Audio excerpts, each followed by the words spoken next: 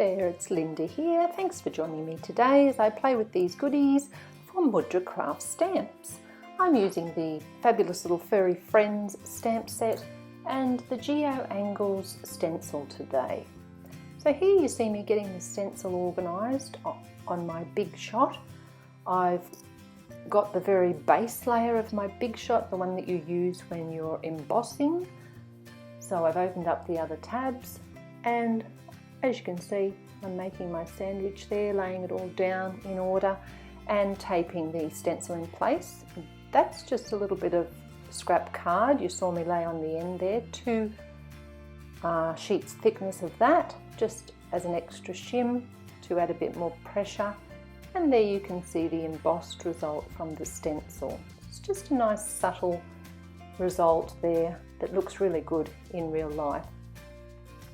Now this little die is from MFT and it's an interactive window die.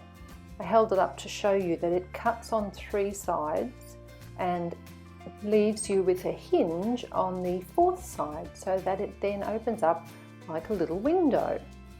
So as you can see, I've cut my first little window from my card front, and I'll be doing that a second and then a third time for my interactive card today. This fits in with the Mudra challenge for the month of July to make an interactive card. So I've got my 3 little windows there, and I'm going to use the fabulous little Furry Friend images behind those windows. So I'm grabbing out my stamp set. On the front I'm going to stamp the words "You Are A." I'm cutting up that stamp because it will just be easier for me to stamp them if they're 3 separate little words rather than to mask off parts.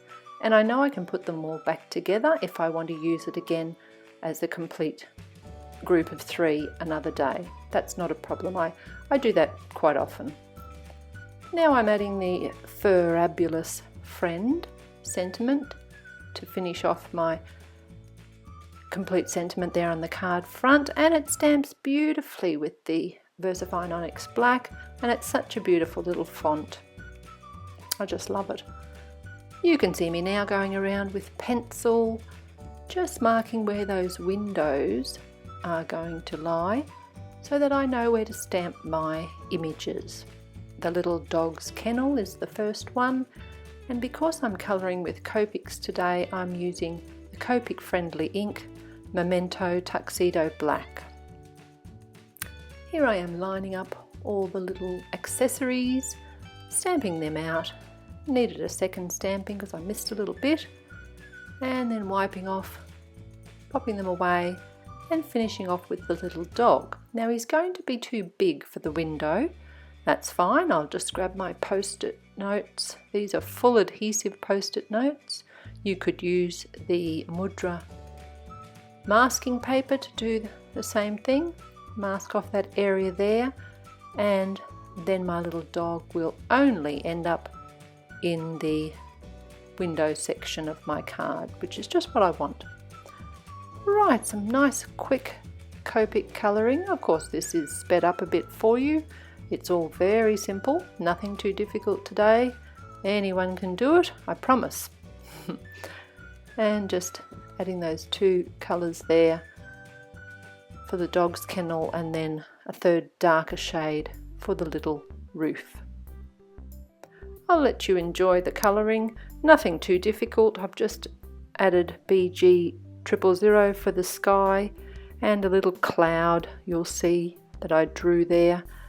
Bit hard to see, but it is there up above the kennel. And you'll see me adding grass, just some flicks of grass in 2 different colours of green, and I continue on colouring the images in the 3 different windows. I do list all my colours so you can certainly work out what I'm using at every stage. I'll be back when all my colouring's finished.